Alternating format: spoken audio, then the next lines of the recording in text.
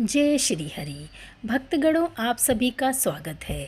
आज हम नरक चतुर्दशी और रूप चतुर्दशी दो कथाओं को श्रवण करेंगे। सबसे पहले हम श्रवण करेंगे नरक चतुर्दशी की कथा। प्रारंभ करते हैं। प्राचीन समय में रंतिदेव नामक राजा था। वह पहले जन्म में धर्मात्मा दानी था। उसी पूर्व कृत्य कर्मों से इस जन्म में भी राजा ने अपार दान आदि देकर सत्कार्य किए। जब उसका अंत समय आया तब यमराज के दूत उन्हें लेने आए। बार बार राजा को लाल लाल आंखें निकालकर कह रहे थे, राजन, नरक में चलो, तुम्हें वहीं चलना पड़ेगा। इस पर राजा बड़ा घबराया और नरक में चलने का कारण पूछा। यम के दूतों ने कहा, राजन, आपने दान पुण्य किया है, उसे तो अखिल विश्व जानता है, किंतु पाप को भगवान और धर्मराज ही जानते हैं। राजा बोला, उस पाप को मुझे भी बताओ जिससे उसका निवारण कर सकूं।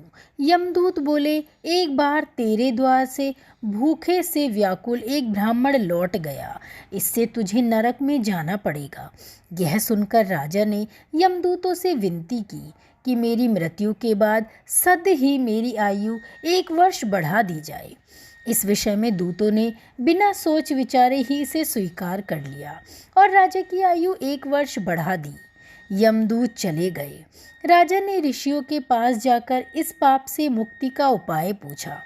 ऋषियों ने बतलाया, हे राजन, कार्तिक कृष्ण पक्ष चतुर्दशी को व्रत रहकर भगवान कृष्ण का पूजन कर, ब्राह्मणों को भोजन करा, दान देकर सब अपराध सुनाकर क्षमा मांग, तब तुम पाप से मुक्त हो जाओगे।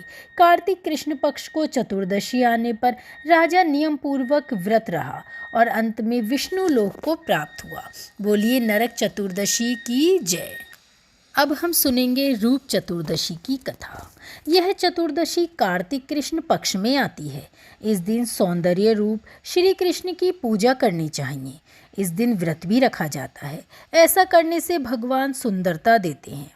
इस दिन नरक चतुर्दशी का व्रत भी रखा जाता है। व्रत की कथा।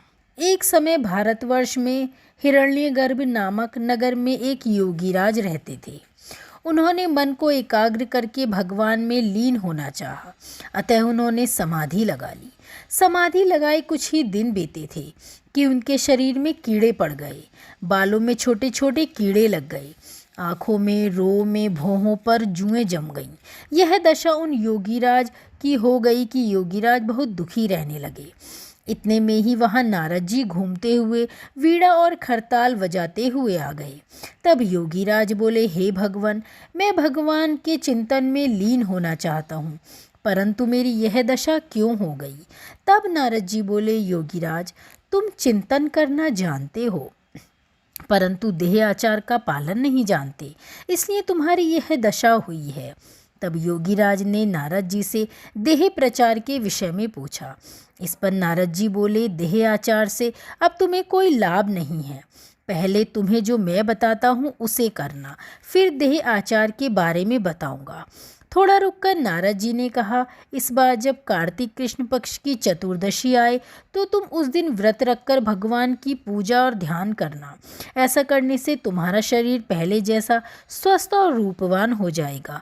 योगीराज ने ऐसा ही किया और उनका शरीर पहले जैसा सुंदर हो गया। उसी दिन से इसे रूप चतुर्दशी के नाम से जानने लगे। तो ये थी रूप चतुर्दशी की कथा। श्री हरि की कृपा आप पर हमेशा ही बनी रहे। जय श्री हरि।